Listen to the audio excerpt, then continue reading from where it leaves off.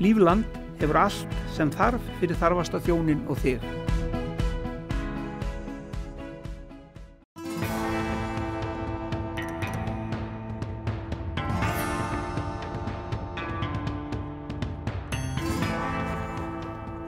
Já,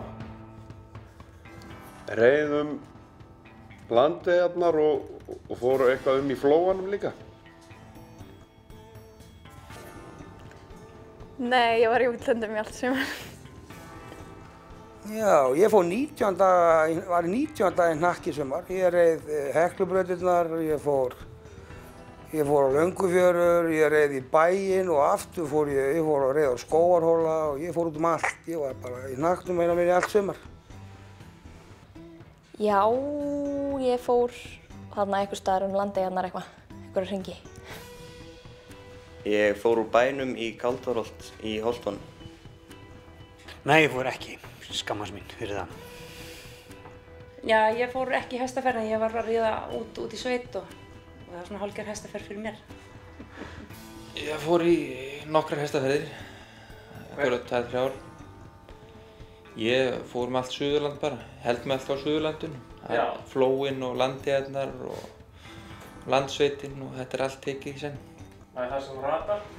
Það sem ég rata, svona, já. Svo villist maður oft á leið, þá fer maður eitthvað sem maður ætlar ekki að fara. Það er alltaf gaman að því líka. Því miður ekki hestaferð í sumar. Það var mikið í keppninni í gangi.